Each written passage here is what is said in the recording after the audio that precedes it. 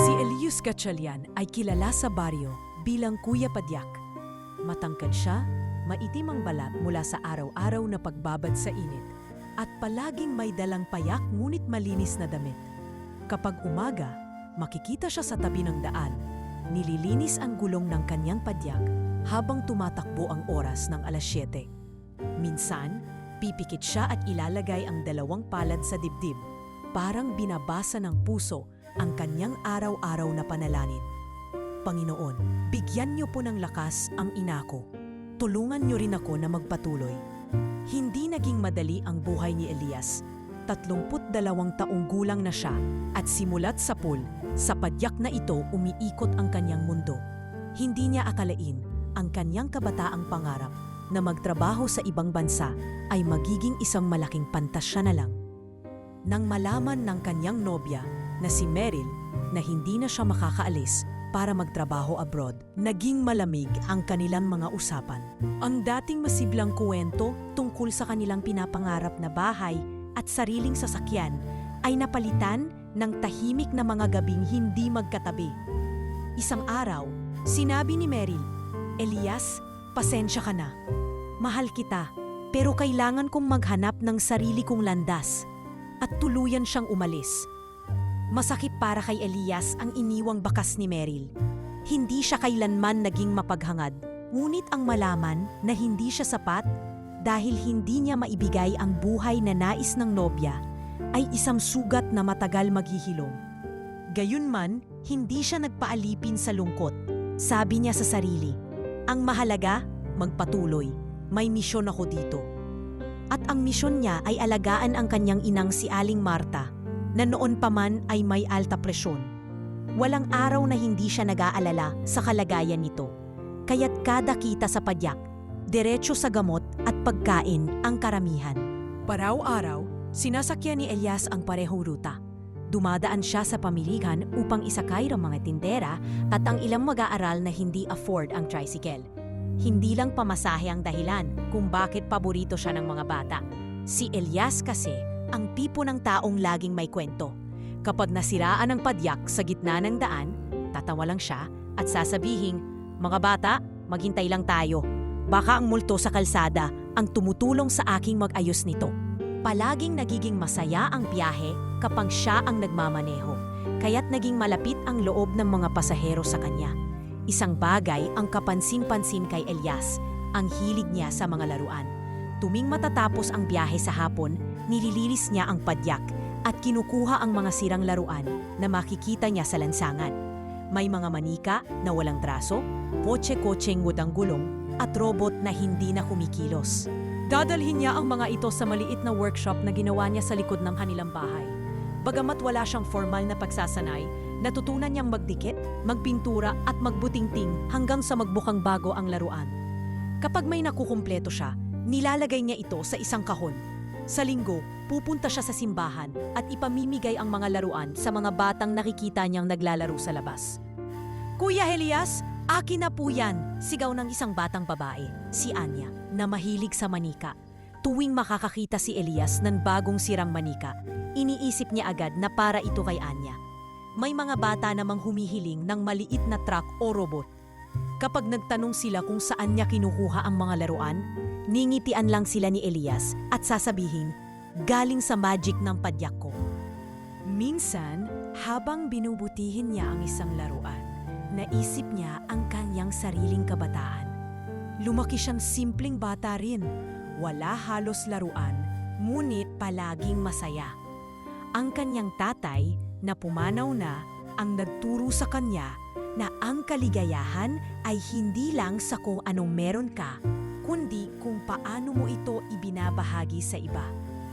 Kaya't kahit hindi gaanong kalakihan ang kita sa padyak, naniniwala si Elias na bawat sigaw ng bata, bawat ngiti ng tindera, at bawat palakpak ng estudyante na bumababa sa kanyang padyak ay gantimpala na walang katumbas na halaga. Sa huli, si Elias ay hindi lamang isang padyak driver. Siya ang tumatayong kuya ng komunidad, ang nagiging patunay na sa mundong puno ng hamon, may mga tao pa ring handang magbigay kahit maliit na bagay. Para sa kanya, ang kanyang padyak ay hindi lamang kabuhayan. Ito ang kanyang paraan ng pagbibigay pag-asa, isang pedal ng kabutihan na patuloy umiikot kahit sa mga araw na tila walang liwanag. At sa kabila ng lahat ng pagkawala at sakit na pinagdaanan niya, nananatili ang kanyang pananaw, walang maliit na tulong sa aong walang-wala. Madilim na ang kalangitan nang tahaki ni Elias ang pabalik na ruta patungong bahay. Basang-basa na ang kanyang kalsadang dinaraanan dahil sa walang humpay na ulan mula pa noong hapon. Nagmistulang putikan ang bawat liko, ngunit patuloy niyang ipinagjack ang kanyang bisikleta. Ang kanyang mahabang araw ng pagbibiyahe ay halos tapos na at ang iniisip na lang niya ay ang kanyang inang naghihintay sa kanilang barong-barong. Ngunit sa isang madilim na sulok ng kalsada, sa tabi ng isang gumuhong bakod, napansin ni Elias ang isang aninong kumagalaw. Bahagyang tumigil siya, pinatay ang ilaw ng kanyang padyak at sinubukan silipin ang nangyayari. Dito niya nakita ang isang mag-ama. Ang bata'y yakap-yakap ng kanyang ama at pareho silang duguan. Ang bata na tinatayang wala pang 7 taong gulang ay may pasa sa pusni at tila hirap makagalaw.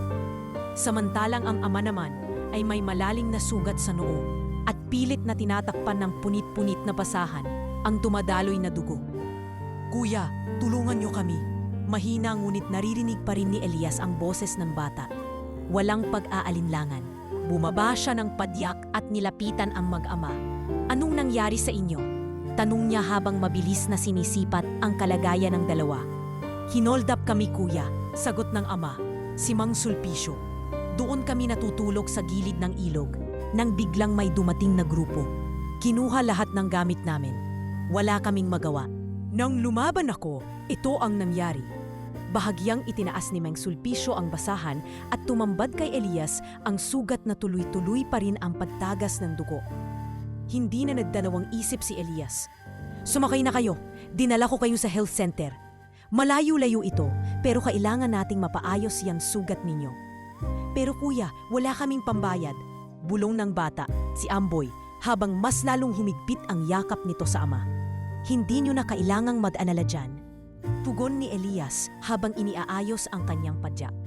"Ang mahalaga, mapagamot kayo." Pinilit ni Mang Sulpicio na makatayo. Kahit nanginginig ang tuhod, inakay niya ang anak papunta sa likod ng padyak at maingat silang umupo. Sa kabila ng malalakas na ulan at madilim na daan, tahimik na pinagpatuloy ni Elias ang pagpedal. Ang tanging naririnig lamang ay ang tunog ng ulan sa bubong ng padyak at ang mahihinang ungol ni Mang Sulpicio. Sa bawat kalsadang tinataha, pabilis ng pabilis ang padyak ni Elias, tila ba pinipilit niyang abutan ang bawat segundo para makarating agad sa health center. Pagdating sa health center, sinalubong sila ng isang nurse na tila nagulat sa kalagayan ng mag-ama. "Diyos ko, anong nangyari dito?" tanong nito, habang inaalalayan si Mang Sulpicio. "Ikaw na bahala sa kanila, ate. Basta siguraduhin mong maayos ang sugat nila," sabi ni Elias habang inaayos ang pagkakatayo ng kanyang padyak. Habang nilalapatan ng lunas ang mag-ama, hindi iniwan ni Elias ang health center. Umupo siya sa isang sulok, basang-basa at nanginginig sa lamig, ngunit hindi siya umalis. Paminsan-minsan ay dumudungaw siya sa bintana upang silipin ang nangyayari sa loob ng treatment room. Nang makitang kalmado na si Amboy at natatakpan na ang sugat sa noo ni Mang Sulpicio, sakalang siya medyo nakahinga ng maluwag. Makalipas ang isang oras, lumabas na ang nurse upang kausapin si Elias. Ligtas na sila pero mukhang kailangan pa ng pahinga ng tatay. "Kung may kakilala ka na pwedeng pagdalhan sa kanila, mas maganda," paliwanag nito. Agad na tumayo si Elias. Pumasok siya sa kwarto at tumingin kay Mang Sulpicio na ngayon ay nakahiga at nakakapanatag na. Si Amboy naman ay nakayakap pa rin sa kanyang ama, ngunit bahagya ng nakangiti. "Mang Sulpicio, pwede kayong tumuloy muna sa bahay namin. Wala naman akong ibang kasama kundi ang nanay ko at may maliit na espasyo doon para sa inyo." Alok ni Elias. Nagulat si Mang Sulpicio. Hindi naman ho kami makakapang-abala. Hindi ito abala. Pare-pareho tayong nangangailangan ng tulong minsan. At hindi ko kayo pwedeng hayaan na bumalik doon kung saan kayo natulog kagabi. Delikado. Walang nagawa si Mang Sulpicio kundi tumango. Maraming salamat po. Hindi po namin makakalimutan ang kabutihan ninyo. Naglabas ng maliit na supot si Elias mula sa kanyang bulsa. Amboy, may konti akong biniling lugaw sa kanto. Baka gutom na gutom ka na. Ibinigay niya ito sa bata at kitang-kita ang pananabik ni Amboy habang tinanggap ang supot.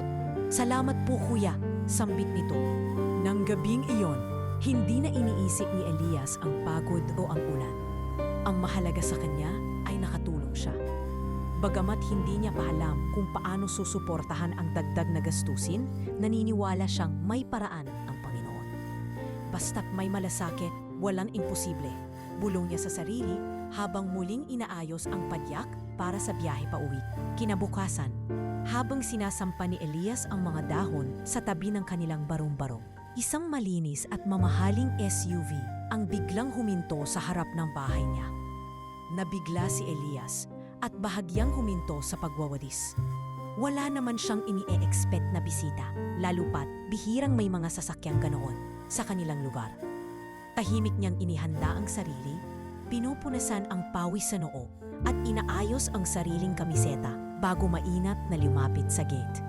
Mula sa SUV, bumaba ang isang babaeng nasa edad 30. Matayos ang postura at naka-formal attire na tila galing sa isang business meeting. May dala siyang isang envelope at seryoso ang mukha. Agad itong lumapit kay Elias at magalang na nagpakilala. "Good morning, kayo po ba si Mr. Elias Gatchalian?" Tanong niya, diretsyong nakatingin sa kanya. "Opo, ako nga po," sagot ni Elias, bahagyang kinakabahan. "Nice to meet you. Ako si Anuka Sulpicio." Aniya, iniabot ang kanyang kamay. Medyo natigilan si Elias sa narinig. "Sulpicio? Parang tapelido po iyon ni Mang Sulpicio?" Tumango ang babae. "Tama po, ako po ang panganay niyang anak mula sa una niyang pamilya." Biglang napalunok si Elias. Anak po kayo ni Mang Sulpicio? Akala ko po." Hindi na niya natapos ang sasabihin. Sa halip tumingin siya sa babaeng kaharap. Naguguluhan pero halatang nag-uumpisa ng maintindihan ang kabuuan ng sitwasyon. "Pinaabot sa akin ng mga doktor kung nasaan si Papa," patuloy ni Anika. "Ilang taon na siyang nawawala. Matapos malugi ang aming transport company, dumaan siya sa matinding depresyon. Iniwan niya kami at hindi namin alam kung nasaan siya. Hindi rin kami makipag-ugnayan sa kanya kahit anong pilit namin." Halata ang lungkot at galit sa tono ni Anika. "Kaya nang makita kong buhay siya, kahit nasa ganoong kalagayan, hindi ko na kayang palampasin ito. Nagpunta ako dito para makausap siya at para rin makausap kayo, Mr. Gatchalian. Gusto kong malaman kung paano niyo siya natagpuan." Inisa-isa ni Elias ang lahat ng nangyari noong gabing iyon. Kung paanong nakita niya si Mang Sulpicio at ang anak nito na si Amboy, sugatan at tila wala nang mapuntahan. Kung paano niya silang isinakay sa padyak at dinala sa health center. "Hindi ko naman po alam na kayo pala ang pamilya niya," paliwanag ni Elias. "Gusto ko lang po talagang tumulong." Tinitigan si Anika, pila sinisipat ang bawat salitang binibitawan niya. Tumango ito matapos ang ilang sandali. "Alam niyo po, Mr. Gatchalian, maraming taon naming hinanap si Papa. Ang dami naming tinanong, ang dami naming pinagdaanan. Pero kayo, na hindi man lang niya kilala, ang nakahanap sa kanya. Wala po kayong ibang obligasyon, pero tumulong pa rin kayo. Kaya nagpapasalamat po kami ng buong pamilya ko." Bahagyang yumuko si Elias. Hindi alam kung paano tatanggapin ang papuri. "Wala po iyon. Ginawa ko lang po ang sa tingin ko'y tama. Gusto naming makasama ulit si Papa at si Amboy. Gusto rin naming magpasalamat sa inyo," patuloy ni Anika. Binuksan niya ang dala niyang envelope at iniabot ito kay Elias. "Narito po ang offer letter ng kumpanya namin. Alam kong hindi pa ito ang ideal na trabaho para sa inyo, pero sana tanggapin niyo. Nais po naming tulungan kayo, gaya ng pagtulong niyo sa amin." Nagulat si Elias. Magtatrabaho po? Oo, sagot ni Anika. Gusto naming bigyan kayo ng pagkakataon na magtrabaho sa opisina ng bago naming transport company. Nakita ko kung paano kayo nagmalasakit sa papa ko at sa kapatid ko at alam kong maaasahan kayo. Gusto kong magbago rin ang takbo ng buhay ninyo. Hindi agad nakapagsalita si Elias. Tinitigan niya ang sobre at tila binabasa sa isip ang laman nito. Hindi niya lubos akalain na ang simpleng tulong na ginawa niya ay magdudulot ng ganitong pagkakataon. Ngunit sa kabila ng kaguluhan ng kanyang damdamin, isa lang ang malinaw. May isang bagong pintong na bumukas at nasa sa kanya kung tatanggapin niya ito o hindi. Maraming salamat po. Sa wakas ay nasabi niya. Ang totoo, hindi ko pa alam kung paano ko ito haharapin. Hindi ko naman po ginusto ang gantimpala. Pero kung para po ito sa mas maayos na kinabukasan, baka ito na po ang tamang panahon. Ngumiti si Anika. Alam kong hindi madali ang biglang pagbabago. Pero nandito lang kami para gabayan kayo, Mr. Gatchalian.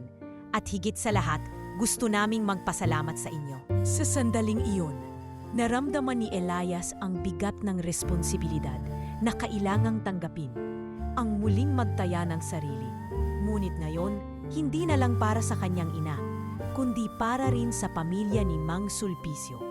Ang gabing maulan na iyon ay nagbago ng maraming bagay. At ngayong umaga, ang pagbisita ng isang estranghero ay muling magdadala sa kanya sa isang bagong landas. Mula sa simpleng buhay padyak driver, nagkaroon ng malaking pagbabago sa araw-araw na nakasanayan ni Elias.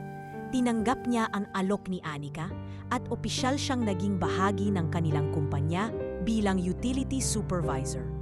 Sa unang araw niya, naglakad siya papunta sa opisina, suot ang bagong uniforme, puting polo, itim na pantalon at isang nameplate na may pangalang E. Gatchalian.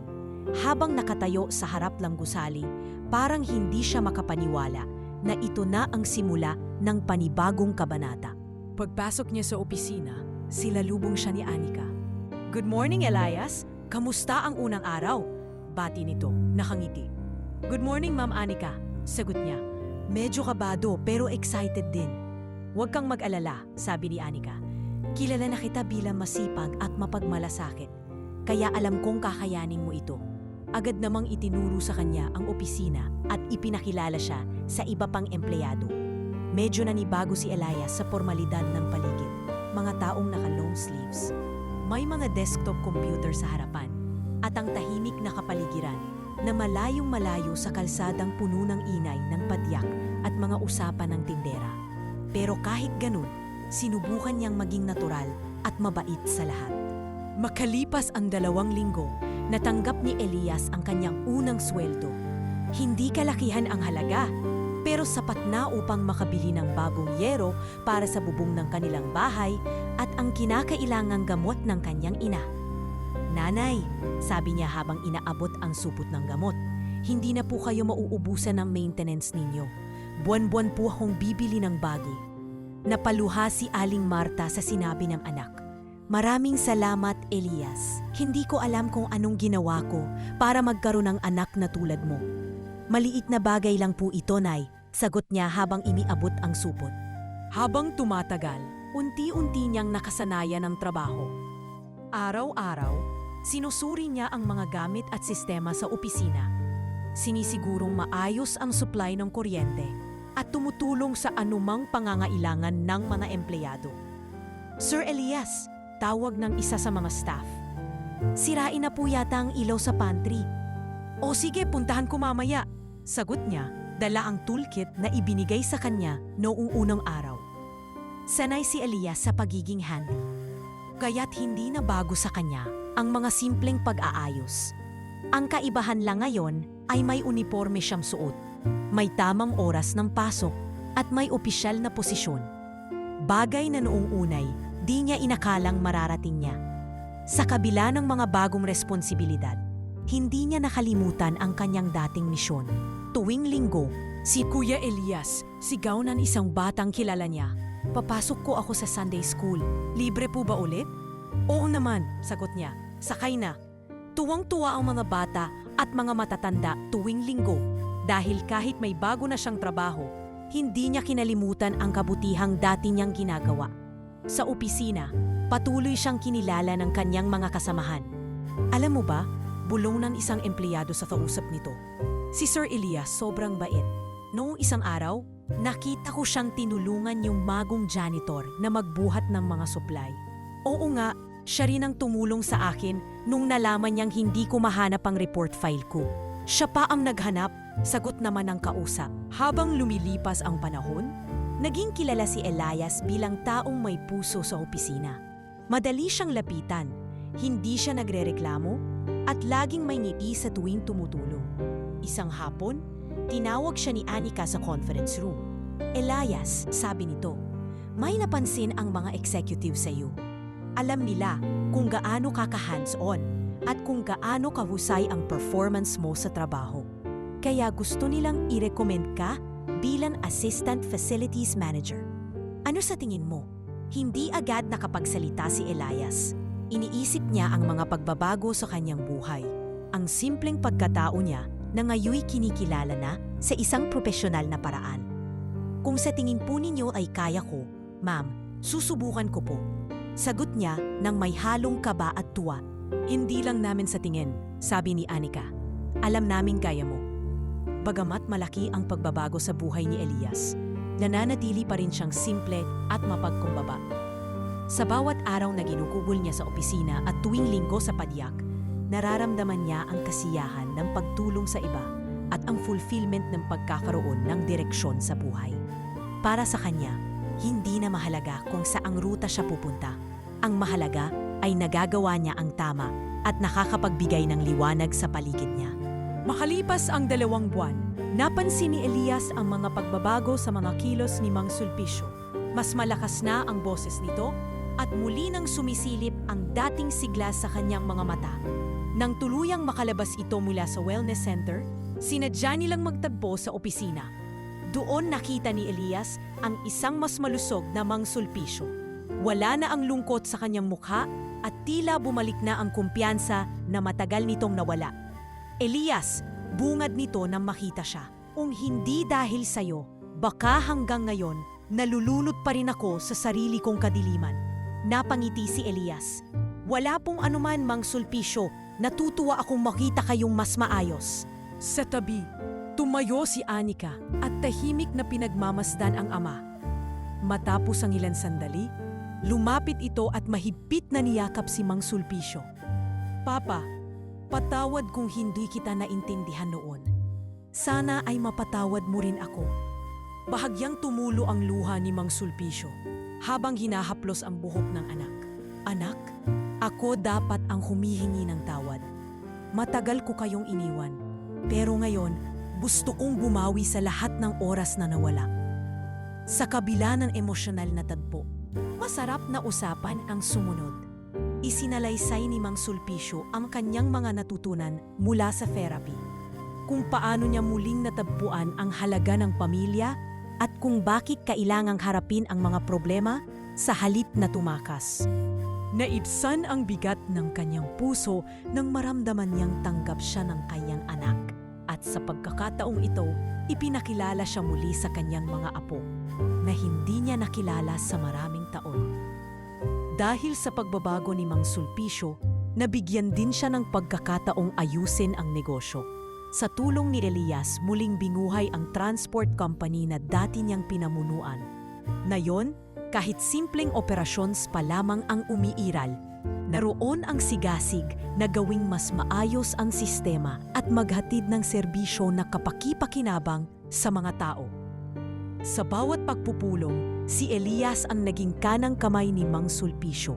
Si Elias ang nag-aayos ng mga dokumento, nagko-coordinate sa mga tauhan, at sinisigurong nasa tamang ayos ang mga sasakyan. Elias, sabi ni Mang Sulpicio isang araw habang sabay silang nagre-review ng financial report.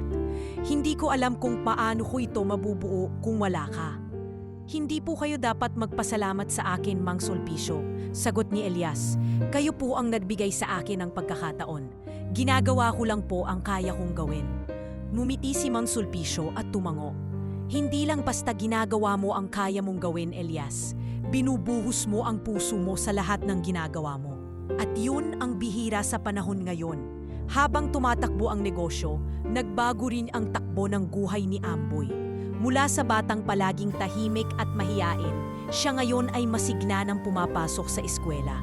Isang araw nang pumasok siya sa kwarto, iniabot niya kay Elias ang kanyang bagong notebook. "Kuya Elias," masayang sabi ni Amboy, "tignan mo po, may pangalan mo sa notebook ko. Sinulat ko po Kuya Elias dito kasi po kayo ang idol ko." Halos mapaluha si Elias sa sinabi ng bata. "Salamat Amboy," sabi niya, hinahaplos ang ulo ng bata. "Lagi mong tatandaan, kahit anong mangyari, nandito lang ako." Minsan dinalaw ng pamilya ni Mang Sulpicio si Elias sa kanyang tahanan. Hindi na iyon ang lumang barong-barong na dati nilang tinirahan. Pinagawa na ito ni Elias gamit ang perang naipon niya sa pagtatrabaho. Ngunit sa kabila ng mas maayos na anyo ng bahay, nanatiling bukas ang pinto para sa mga nangangailangan. Nang dumating si Anika at si Amboy kasama si Mang Sulpicio, bit-bit nila ang ilang kahon at supot. "Kuya Elias," sigaw ni Amboy, takbong-takbo papasok sa bahay. "May pasalubong po kami para sa inyo." Inilabas niya ang isang bagong toolkit at isang envelope. "Ano ito?" tanong ni Elias. Lumapit si Anika at inabot ang envelope. "Ito po ang sinasabi namin. Gusto po naming magpasalamat sa lahat ng ginawa mo para sa amin." Ang envelope na ito ay naglalaman ng plano ng kumpanya na gawing bahagi ng partnership ang iyong proyekto. "Gusto naming mas mapalawak pa ang iyong misyon, Kuya Elias." Hindi makapaniwala si Elias sa narinig. "Partnership po? Ano po ang ibig ninyong sabihin?" Nagpaliwanag si Anika. "Dahil sa iyong kabutihan, marami ang nagbago sa aming pamilya. Kaya gusto naming tumulong na padugtungan ang biyayang sinimulan mo. Sa tulong nito, mas marami kang matutulungan sa pamamagitan ng proyekto natin sa kumpanya." Sa pagkakataong iyon, naramdaman ni Elias na ang kabutihan ay talagang nagbubunga ng biyaya. Ang simpleng pagtulong na ginawa niya noon ay nagdulot ng mas malawak na pagbabago. Hindi lang sa buhay ni Mang Sulpicio at Amboy, kundi pati sa kanya. Ngayon, sa tulong ng pamilya ni Mang Sulpicio, mas maipagpapatuloy niya ang kanyang misyon na magbigay ng pag-asa sa iba. Isang hapon, matapos ang trabaho sa opisina, sumama si Elias sa kanyang inang si Aling Marta upang mamili ng mga gulay at isda sa palengke. Gaya ng dati, magaan ang usapan ng mag-ina habang binibilang ang sukli at namimili ng pinakasariwang gulay. Ngunit habang lumalakad sila papalabas ng palengke, bigla na lang silang nabunggo ng isang lalaking lasing at pasuray-suray sa kalsada. "Hoy, dahan-dahan ka naman!" sigaw ng isang tindera. Ngunit parang walang naririnig ang lalaki. Pilit na iniiwas ni Elias ang kanyang ina, ngunit natulak sila ng lasing na lalaki at muntik na itong matumba. Sa isang iglap, lumabas ang isang patalim mula sa bulsa ng lalaki at tinutok kay Elias. "Wala akong pakialam kung sino ka!" sigaw ng lasing. "Ibibigay mo sa akin ang lahat ng dala mo." "Diyos ko!" sigaw ni Aling Marta. Nagmadali siyang umatras, nanginginig sa takot. Hindi makapagsalita si Elias sa una. Ang nangyari ay napakabilis. "Hindi ko kailangan ng tulong mo," sigaw ng lasing. Ngunit halata sa boses nito ang pagod at galit. Sa sandaling iyon, dumating ang ilang mga tanod mula sa barangay. Pinilit nilang pigilan ang lalaki at agawin ang patalim nito. Bagamat nagtatangka pa rin itong manlaban, nagawa ng mga tanod na mahuli siya at dalhin sa presinto. Si Elias at ang kanyang ina ay nakatayo pa rin, parehong nanlalamig, ngunit ligtas na. Nakaagaw ng pansin ang insidente at kinabukasan, nabalita ito sa lokal na radyo at social media. Pinuri ng marami ang pagiging mahinahon ni Elias sa sitwasyon at agad itong umani ng papuri sa mga nakapanood. Ito ang taong tumutulong na nga sa kapwa, pero hindi pa rin natitinag sa oras ng peligro. Sabi ng isang broadcaster sa radyo, ang balita ay umabot din sa ilang kilalang personalidad at hindi nagtagal, mayroong isang TV program na nag-imbita kay Elias para ma-interview siya tungkol sa pangyayari. "Mr. Gatchalian, ano ang unang pumasok sa isip mo nang itutok sa iyo ang patalim?" tanong ng host, isang sikat na mamamahayag. "Honestly po, hindi ko alam kung ano ang gagawin sa umpisa," sagot ni Elias. Halatang nahiya, ngunit pilit na ngumiti. "Pero naisip ko po na baka mas lalong lumala ang sitwasyon kung susubukan kong lumaban." Kaya nagdesisyon ko ako na kausapin siya. Bukod sa nangyari, kilala ka rin sa iyong mga programa ng pagtulong, patuloy ng host.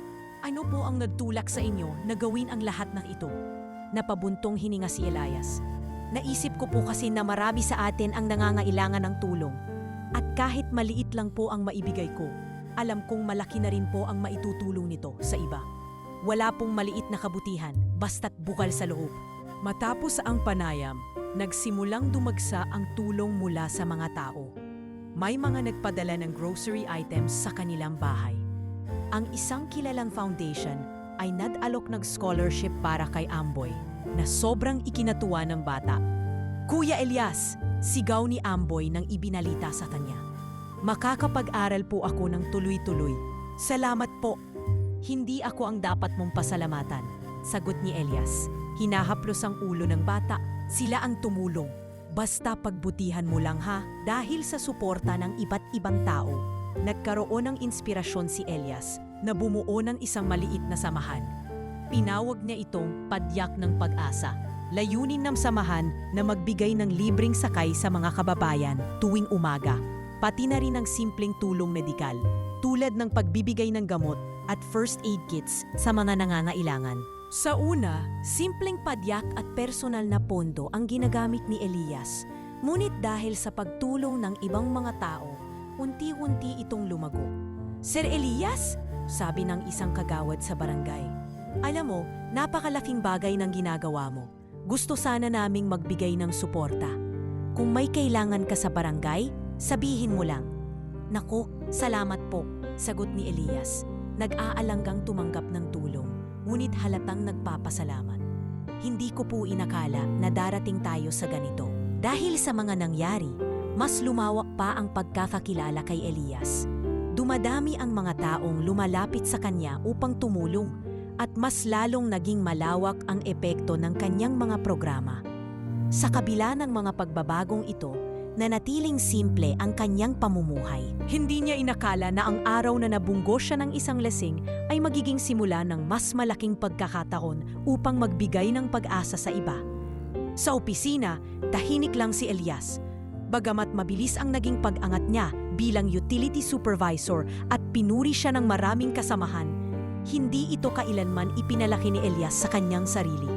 Ang nais lamang niya ay gampanan ang trabaho ng maayos, makatulong sa mga empleyado at maging mapagkakatiwalaan ng kumpanya.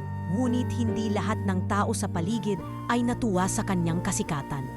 Isa sa mga naging kasamahan niya, si Marvin, anak ng isa sa investors ng kumpanya.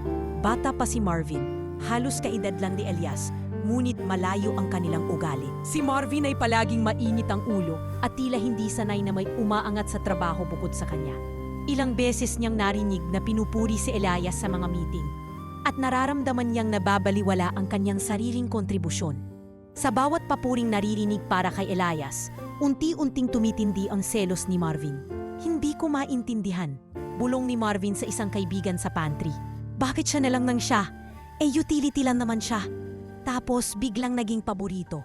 Baka naman kasi magaling talaga siya, sagot ng kaibigan. Ngunit lalo lamang nagpainit ng ulo ni Marvin ang sagot na iyon. Hindi nagtagal, nagkaroon siya ng plano. Gamit ang access niya sa ilang systems ng kumpanya, sinubukan niyang baguhin ang ilang record ni Elias. Nilagyan niya ito ng maling impormasyon. Tila ba may naiwang trabaho si Elias? Hindi natapos na maintenance reports. At ilang fabricated na reklamo mula sa hindi umiiral na empleyado. Sa kanyang palagay, walang makakahalata at napapansin ng management na hindi karapat-dapat si Elias sa posisyon. Pagkaraan ng ilang araw, ipinatawag si Elias sa opisina ni Anika. Ang dati niyang masiglang mukha ay tila naging seryoso, tila hindi makapaniwala sa narinig. Elias, bungad ni Anika, may natanggap kaming report na may mga hindi natapos na gawain at ilang reklamo tungkol sa trabaho mo. Natahimik si Elias. Ma'am, wala po akong alam tungkol diyan. Sigurado po akong natapos ko lahat ng assigned task sa akin. Wala po akong natatandaang reklamo. Alam ko, Elias, sagot ni Anika, tila naguguluhan din. Kaya nga kami nagtataka. Kilala kita bilang masipag at maaasahan. pero kailangan pa rin naming mag-imbestiga. At iyon ang nangyari. Sa loob ng 2 linggo, nasuspinde si Elias. Hindi siya makapaniwala sa nangyari. Ang lahat ng kanyang pinagpaguran ay biglang nalagay sa alanganin dahil lamang sa hindi maipaliwanag na mga maling record.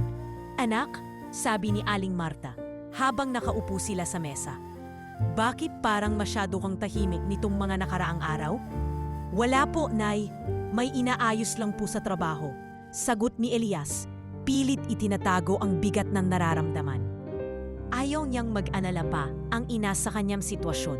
Habang hinihintay ang resulta ng investigasyon, bumalik si Elias sa kanyang dating gawain. Kinuha niya ang kanyang padyak at muling bumalik sa kalsada. Sa kanyang pagbibiyahe, natutunan niyang tanggapin ang nangyayari. Hindi ko hawak ang lahat ng bagay, bulong niya sa sarili habang nagpepedal sa mahabang kalsada. Ang magagawa ko lang ay maghintay at magtiwala na lalabas din ang totoo. Sa kabila ng lahat, hindi siya pinabayaan ng mga nakapaligid sa kanya. Ang mga dati niyang pasahero sa padyak ay tila nagbalik loob sa kanya. Laging bumabati at nagtatanong kung bakit siya nawala sa opisina. Kuya Elias, ba't parang madalas kang nakikita dito ulit? Tanong ng isang tindera. Mumingiti lang si Elias. Nagbabaka sakaling hindi na sila mag-usisa pa. Samantala, si Anika ay hindi tumigil sa pag-alam ng katotohanan. May mga bagay na hindi tumutugma sa report, kaya't pinag-aralan niya ang sistema. Hindi nagtagal, natuklasan niya ang pinagmulang account ng mga maling record, account ni Marvin. Agad niyang ipinatawag si Marvin at ang iba pang executives sa isang pulong. Dala niya ang mga ebidensya na nagpapakitang dinaya ang record ni Elias. Marvin, sabi ni Anika ng kalmado, ngunit puno ng awtoridad, ipaliwanag mo sa amin ito. Halata ang kaba ni Marvin. Hindi ko po alam kung ano ang sinasabi niyo. Marvin, malinaw ang logs. Ikaw ang naglagay ng mga maling record. Ikaw rin ang nagbago ng status ni Elias sa system. Bakit mo ginawa ito? Tanong ni Anika. Diretsahan na ngayon ang tono. Hindi na nakapagsalita si Marvin. Alam niyang wala na siyang maitatanggi. Sorry po ma'am, mahina niyang sabi. Nadala lang po ako ng galit. Sa pagkakataong iyon, ibinalik si Elias sa kanyang posisyon. Ipinaawag siya ni Anika para personal na ipaalam ang resulta. Elias, humihingi ako ng pasensya sa nangyari. Hindi dapat umabot sa ganito.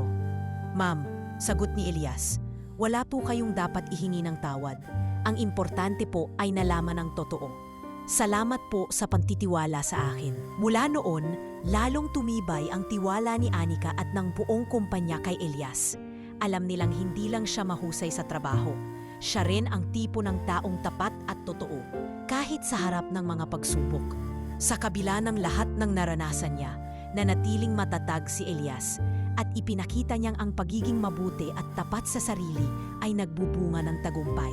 Sa di inaasahang pagkakataon, isang gabi, habang tahimik na nagpapahinga si Elias matapos ang trabaho, biglang tumunog ang kanyang cellphone. Tumawag si Anika upang magbahagi ng magandang balita. Elias, kailangan mong makita ito, sabi ni Anika. Halata ang tuwa sa kanyang boses. Ano pong meron, Ma'am Anika? Tanong ni Elias habang sinisilip ang screen ng kanyang cellphone. May lumabas na dokumentaryo tungkol sa iyo, paliwanag ni Anika. Ikinuwento nila kung paano ka tumulong kay Papa at kay Amboy. Pati na rin ang pagtatatag mo ng padyak ng pag-asa. Hindi ko pa nasasabi sa iyo, pero may production team palang kumukuha ng footage noong mga panahon na dumalaw nga sa community at nagbigay ng libreng sakay. Labis na nagulat si Elias. Talaga po? Hindi ko po alam na ginagawa nila yun? Napakaganda ng pagkakagawa nila, patuloy ni Anika. At higit sa lahat, napansin ito ng isang kilalang philanthropist sa Maynila. Tumawag sila sa akin kanina at gustong makausap ka. Hindi agad nakapagsalita si Elias. Parang hindi siya makapaniwala na ang simpleng hangarin niyang makatulong sa iba ay aabot sa ganitong level ng pagkilala. Kinabukasan, habang nag-aayos ng mga gamit sa opisina, dumating ang tawag mula sa philanthropist. Sa kabilang linya ay isang magalang na boses. Magandang umaga, Mr. Gatchalian. Ako si Mrs. Lilia Santos, isa sa mga founders ng Salinlahi Foundation.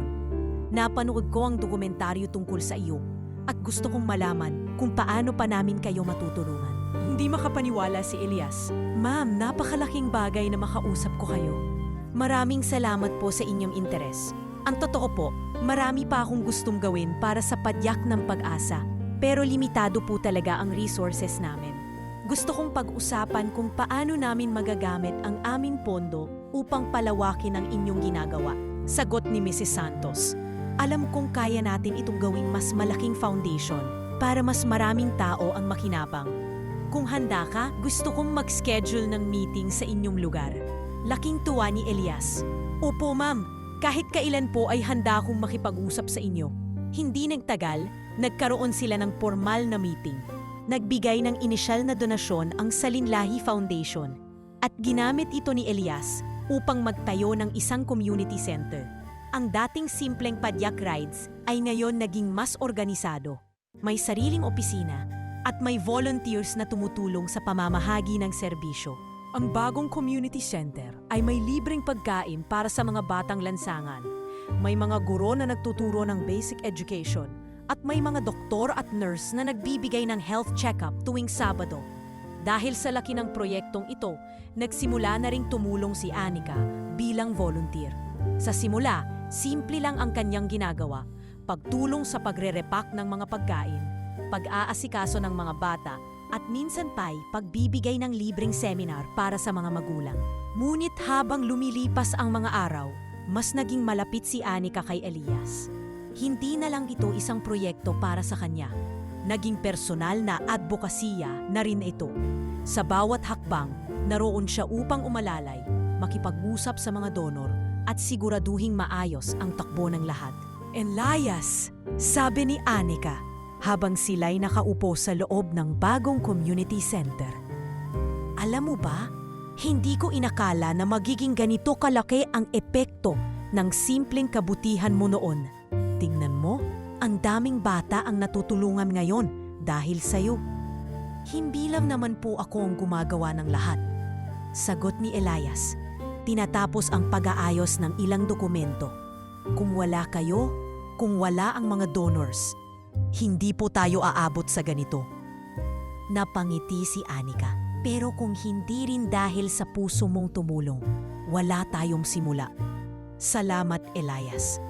Sa bawat araw na lumilipas, unti-unti pang limawak ang operasyon ng Padyak ng Pag-asa.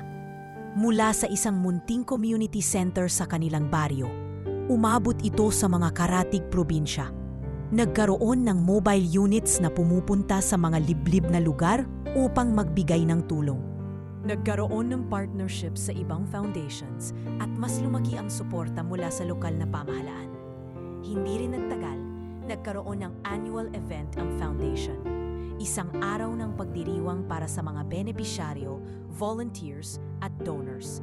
Tuwing event na ito, may libreng medical check-up, feeding program at mga palarong pangkabataan. Lahat ng ito ay pinasimulan ni Elias, ngunit hindi niya inaako ang kredito. Lagi niyang sinasabi, ito po'y sama-samang gawa. Ang totoo, ang tagumpay po nito ay dahil sa inyong lahat. Bagamat naging abala siya sa pamamalakad ng foundation, nanatiling simple ang buhay ni Elias. Sa tuwing natapos ang isang mahabang araw, nagbibisikleta pa rin siya pauwi. Tumatambay sa mga paborito niyang kainan sa baryo, nakikipag-usap sa mga kapitbahay, at sinisigurong hindi nawawala ang ugnayan niya sa komunidad. At sa kabila ng lahat ng pagbabago at tagumpay, nanatiling matatag ang puso niya sa kanyang prinsipyo. Ang pagtulong sa kapwa, gaano man kaliit, ay nagdadala ng pag-asa na pwedeng magbago ng buhay ng marami. Hindi inasahan ni Elias ang pagbisita ni Meryl. Isang hapon habang siya'y nag-aayos ng mga papeles para sa kanyang mga proyekto, bigla na lang kumatok sa kanilang pinto. Agad siyang tumayo at binuksan ito at bumungan sa kanya ang isang pamilyar na muka. Si Meryl. Ang dating nobya, nakatayo sa labas kasama ang isang batang lalaki na mga 6 na taong gulang ang edad. May mga luhang namumuo sa mga mata ni Meryl at halatang kinakabahan siya. Meryl, bungad ni Elias, hindi maitago ang gulat sa kanyang muka. Anong ginagawa mo dito? Elias, mahinang sabi ni Meryl, hindi makatingin ng diretsyo. Pasensya ka na sa abala. Alam ko hindi kita dapat iniistorbo, pero wala na akong ibang mapuntahan.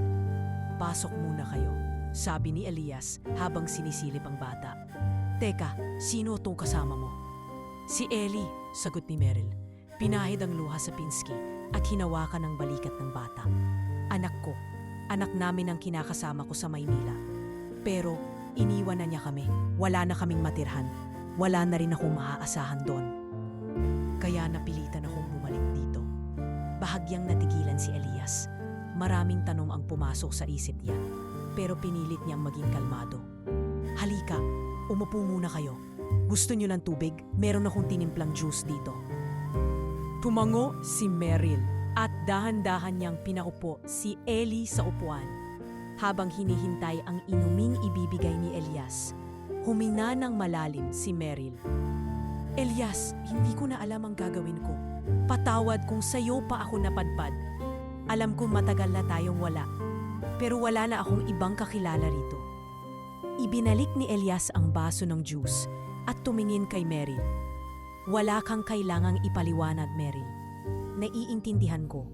Ang importante, makahanap kayo ng matutunuyan. Hindi na napigilan ni Meryl ang pagtulo ng kanyang luha. Salamat, Elias. Napakahirap para sa akin na aminin na kailangan ko ng tulong. Pero para kay Ellie, gagawin ko ang lahat. Si Meryl sa bata, ahimik na naglalaro ng kanyang laruan sa lamesa. Walang anuman, Meryl, pero gusto kong klaruhin na wala akong galit sa'yo. Matagal na yon at natanggap ko na ang nangyari sa atin. Pero gusto ko ring sabihin na wala na akong nararamdaman na ganun para sa'yo. Naisip ko lang na mas makakabuti kung mag-focus na lang tayo sa kung paano kita matutulungan bilang kaibigan. Tumamu si Meryl, bagamat kita ang bahagyang lungkot sa kanyang mga mata.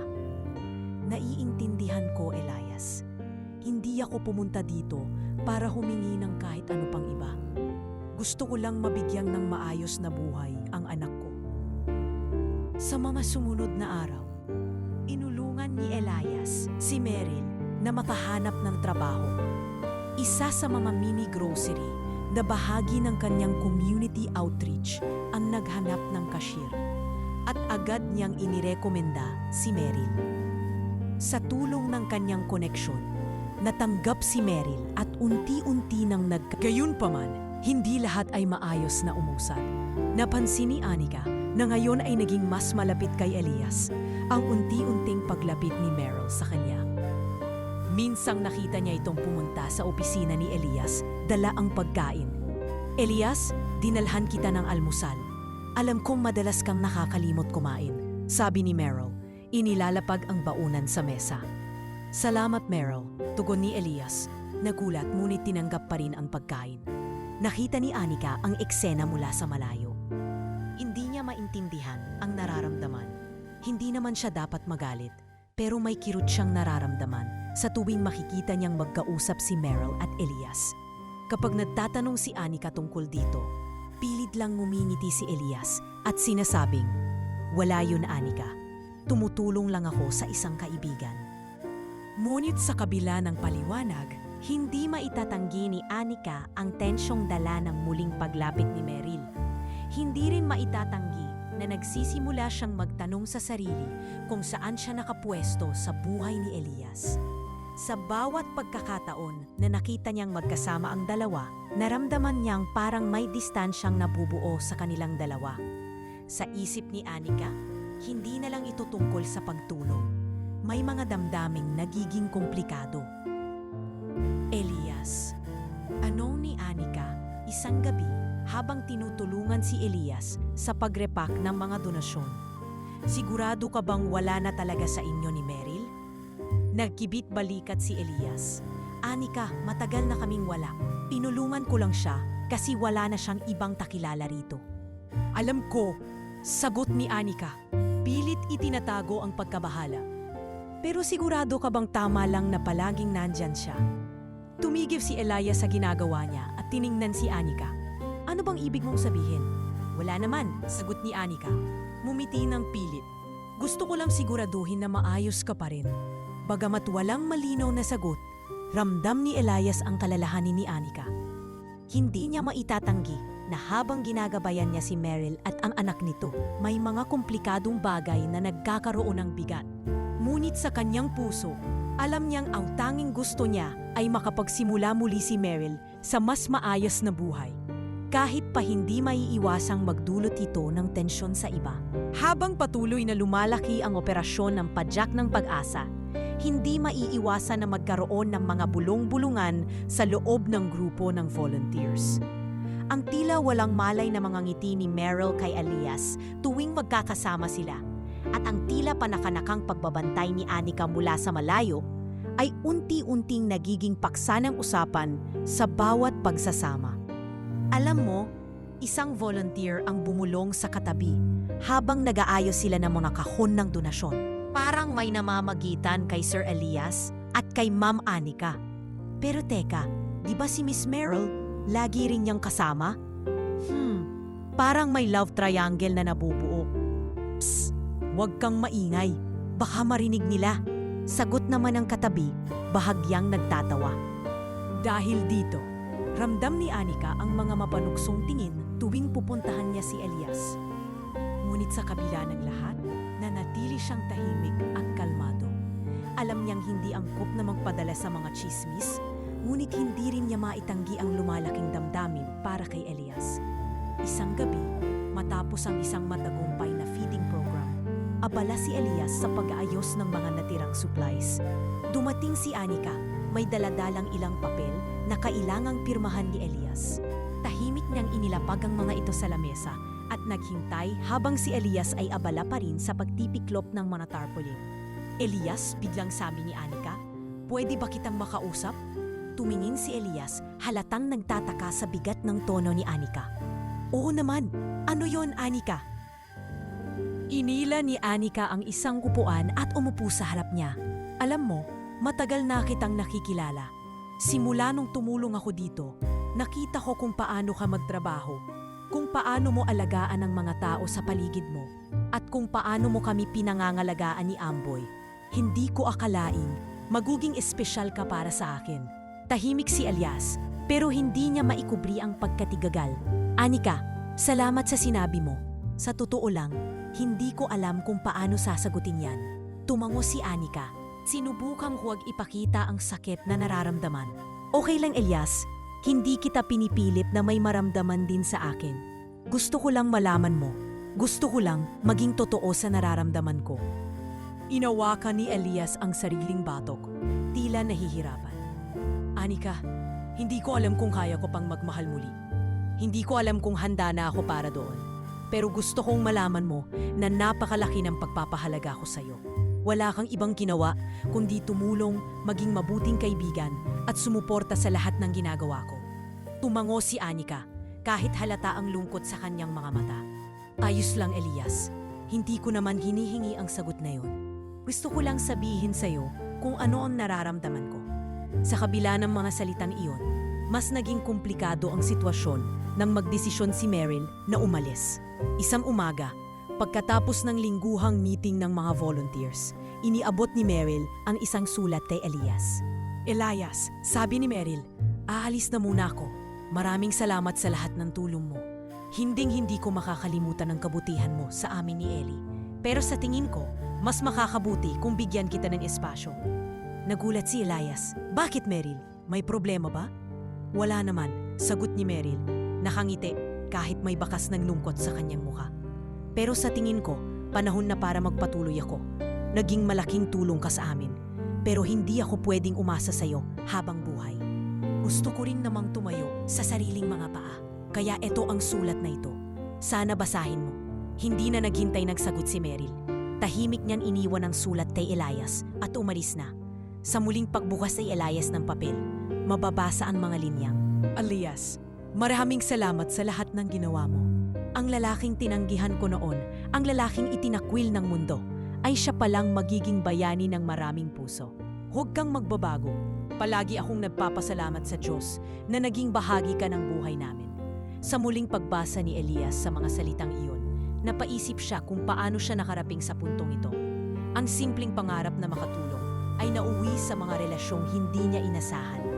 Ngayon, kailangan niyang magdesisyon kung paano niya haharapin ang mga damdaming unti-unting nagiging komplikado. At habang tinitingnan niya ang pinto kung saan lumabas si Meryl, hindi niya maiwasang isipin kung saan siya dadalhin ng lahat ng ito. Makulay ang gabi ng selebrasyon ng ika-5 anibersaryo ng Padyak ng Pag-asa Foundation. Ang dating maliit na grupo na nagsimula lamang sa libreng padyak rides at kaunting donasyon ay ngayon isa ng kinikilalang institusyon sa komunidad. Ang dating munting community center ay naging formal na tanggapan. May mga programa para sa edukasyon at kalusugan at regular na feeding sessions para sa mga bata. At sa gabing ito, sa ilalim ng mga kumikislap na ilaw ng auditorium, ang gabing ito ay hindi lang para sa amin, kundi para sa bawat taong tumulong, bawat taong naniwala, at bawat batang nabigyan ng pag-asa. Dagdag ni Anika. Habang sinisimulan ang programa, unti-unti nang napuno ng palakpakan ang bulwagan. Dumating ang mga lokal na opisyal, ilang kinatawan mula sa barangay, at maging ang mga mamamahayag na naging saksi sa paglago ng foundation. Sa likod ng entablado, si Elias ay halatang kabado, ngunit masaya. Hindi niya kailanman inakala na darating ang araw na magiging bahagi siya ng isang ganitong malaking selebrasyon. Kuya Elias, sabi ni Amboy habang hinahawakan ang kamay ng kanyang tiyuhin. Ang daming tao, nakakatense. Tumawa si Elias. Tinapik ang ulo ng bata.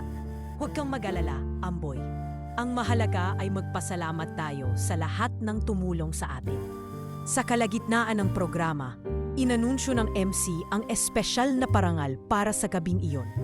Ngayong gabi, anunsyo ng host, nais naming bigyan ng pagkilala ang taong nagsimula ng lahat ng ito. Isang ordinaryong padyak driver na nagbigay ng pag-asa sa mga taong nalimutan ng lipunan.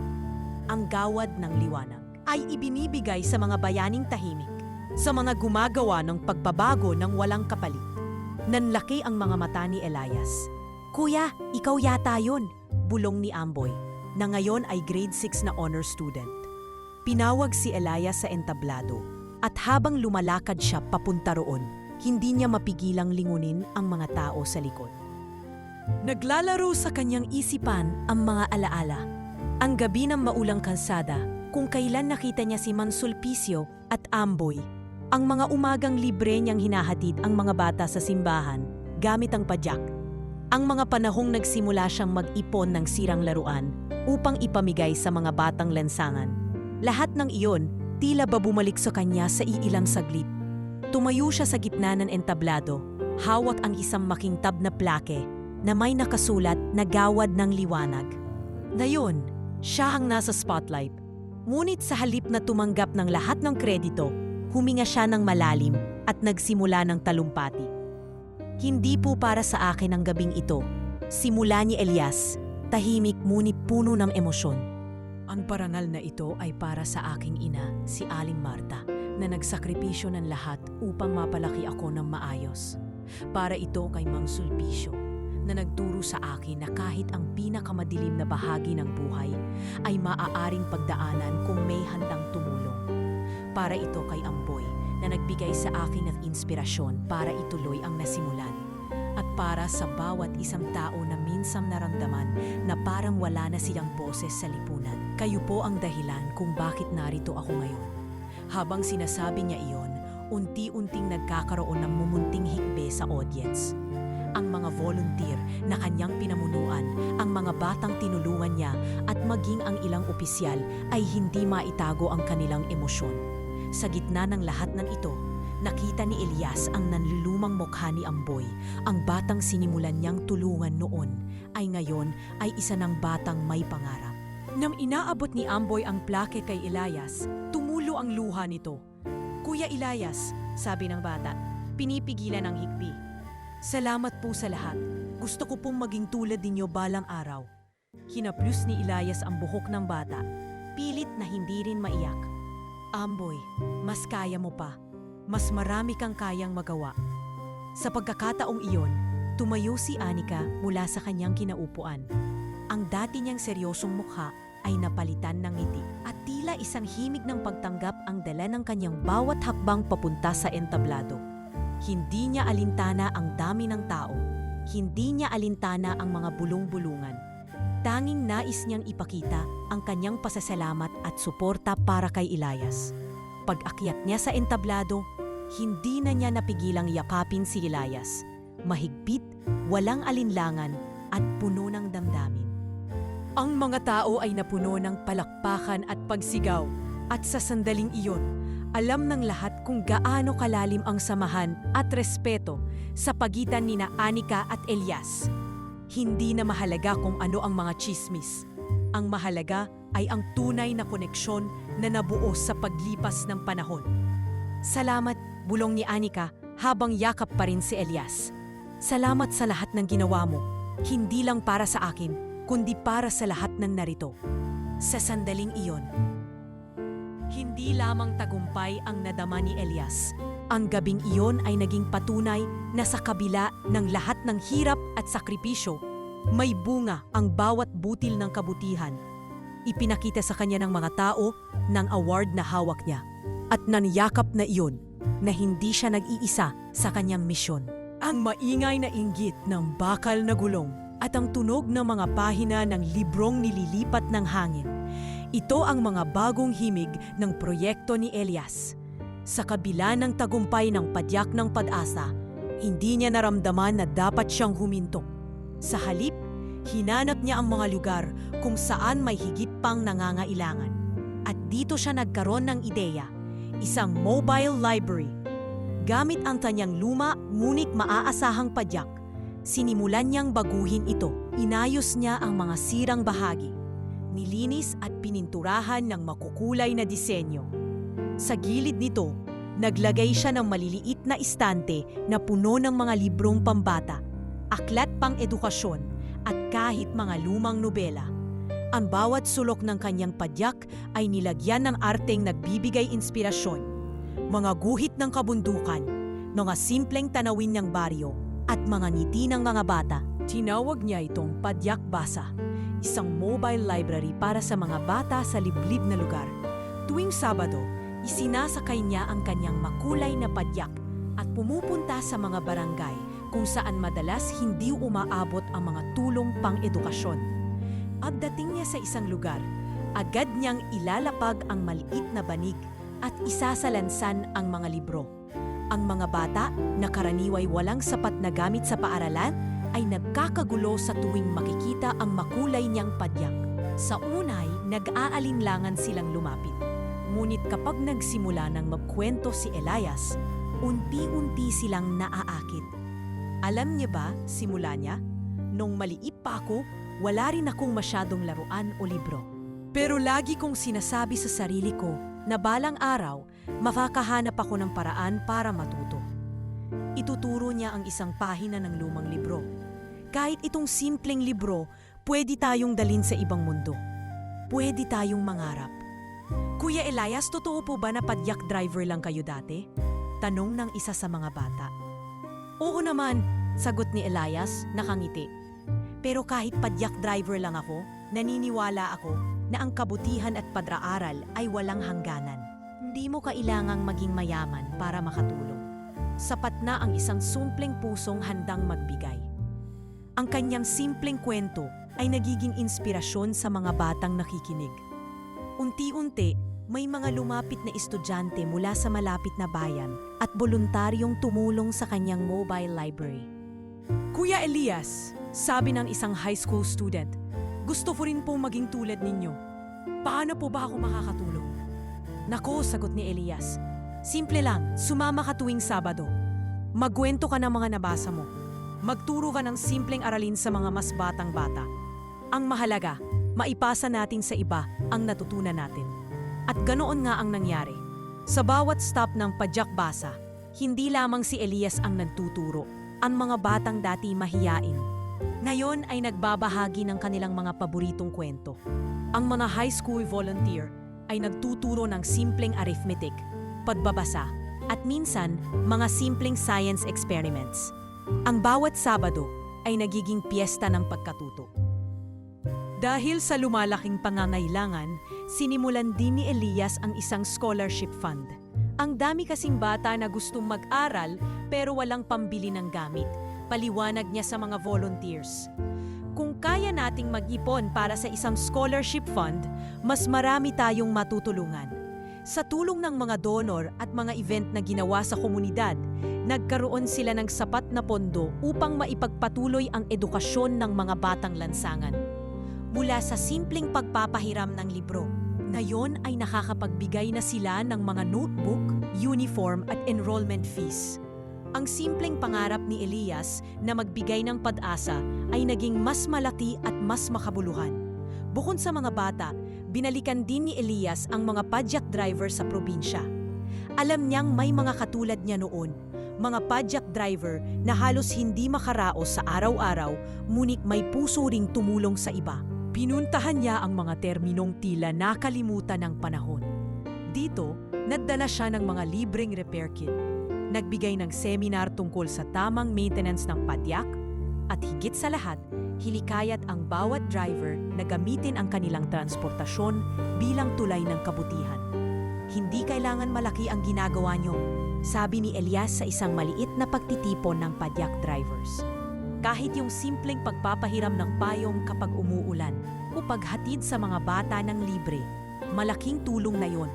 Ang gusto ko lang, lahat tayo'y magtulungan. Bayanihan sa gulong, ika nga. Sa paglipas ng panahon, lumaki ang network ni Elias. Ang dating maliit na padyak ay ngayon may kasamang 2 mas malalaking cart na puno ng libro. Ang mga batang dati hindi marunong magbasa, ngayon ay gumagawa ng sarili nilang mga kwento. Ang mga volunteer na minsang nangangarap lamang na maging bahagi ng pagbabago ay ngayon ay aktibong nagtuturo at tumutulong sa iba pang barangay. Ang dating simpleng padyak ride ay naging simbolo ng bayanihan, edukasyon at walang hanggang kabutihan. Ang liwanag ng araw ay tila mas maliwanag kaysa karaniwan sa umagang yon. Si Elias, na ngayon ay 50 taong gulang na, ay nagising sa amoy ng mainit na kape at bagong lutong suman. Bumangon siya mula sa lumang kahoy na kama at tinungo ang maliit na mesa sa kusina, kung saan naroon si Anika abala sa pag-aayos ng mesa. Magandang umaga, Elias. Bati ni Anika hawak ang tasa ng kape. Ngumiti siya ngunit halatang may itinatagong kasiyahan sa kanyang mga mata. Alam kong espesyal ang araw na ito. Kailan ba kita natutunang lokohin? Ano ang ibig mong sabihin? Tanong ni Elias, bahagyang nakakunot ang loob. Basta, sagot ni Anika na may pasimpleng ngiti. Maghanda ka lang, siguradong magiging masaya ang araw mo. Habang nag-aalmusal, napansin ni Elias ang ilang padyak drivers na dumadaan sa tapat ng bahay niya. May dalang mga bulaklak, banderitas, at tila may mga costume pa. Nakangiti silang kumakaway sa kanya. Hindi na bago kay Elias ang makita ang mga padyak drivers na masaya. Ngunit sa araw na iyon, kakaiba ang saya ng kanilang mga ngiti. Pagkalipas ng ilang sandali, isang malakas na sigaw mula sa labas ang narinig niya. Kuya Elias, happy birthday! Nadlakad si Elias palabas ng bahay at bumungad sa kanya ang isang mahabang hanay ng mga padyak drivers. Ang bawat isa ay naglagay ng dekorasyon sa kanilang mga padyak. May mga lobo, mga banderitas, at ilang may mga mensaheng nakasulat. Salamat sa pag-asa, Kuya Elias, tunay na bayani ng padyak at bayanihan sa gulong. Huwag kang magtataka, sabi ni Anika, umakbang sa likod niya.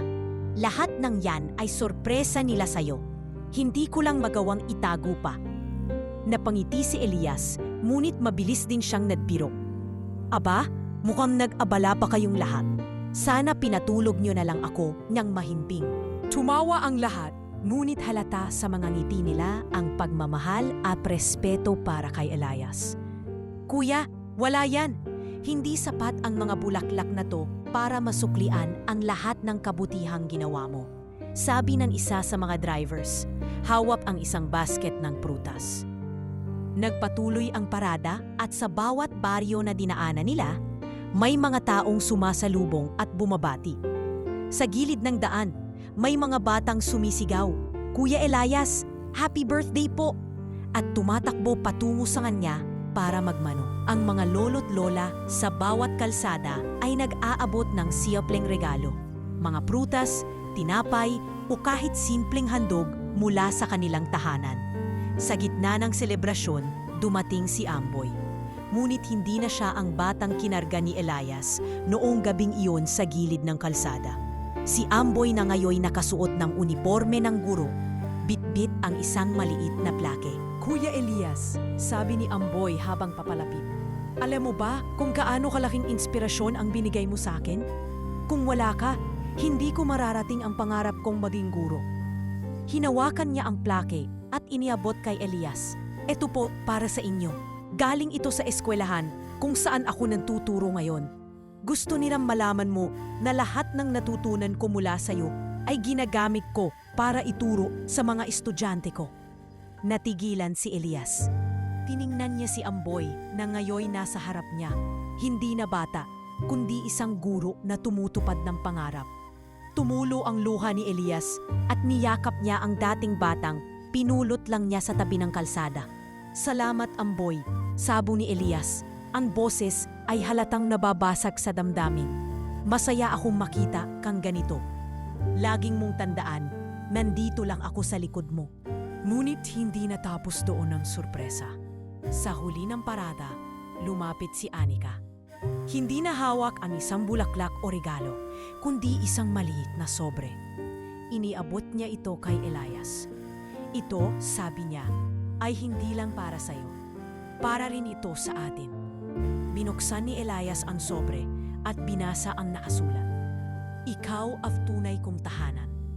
Napatingin siya kay Anika at sa kabila ng dami ng tao, tila silang dalawa lang ang natira sa paligid. Tahimik silang nagkatitigan at sa mga sandaling iyon, naintindihan nila ang lahat nang hindi nila masabi noon pa. "Huwag kang mag-alala," sabi ni Anika. Tinatapik ang balikat ni Elias. "Ang mahalaga, nandito tayo. Patuloy nating gagawin kung ano ang tama." Sa huling bahagi ng selebrasyon, si Elias ay muling umupo sa kanyang makulay na padyak. Hindi siya pinayagang magmaneho ng iba dahil siya raw ang bisita ng araw. Ngunit nang magsimula na ang huling bahagi ng parada, hindi na siya napigilan ng kanyang mga kasama. "Sige na," sabi niya, hawak ang mga pedal ng padyak. "Kahit ngayong araw lang, hayaan niyo akong magmaneho." At ganoon nga ang nangyari. Habang tumatawid ang makulay na padyak sa isang tulay, kasunod ang hanay ng mga padyak drivers at mga batang masayang sumisigaw ng pagbati. Tahimik na tumatakbo ang mga salita sa isipan ni Elias. Hindi mo kailangang maging mayaman para maging bayani. Minsan sapat na ang isang mabuting loob at isang pedal ng pag-asa. Sa tulay na iyon, tila walang katapusang landas ang humaharap sa kanya. Ngunit sa bawat pedal, sa bawat ngiti ng mga tao sa paligid, alam niyang ito ay simula lamang ng mas marami pang pag-asa na ibabahagi niya sa iba.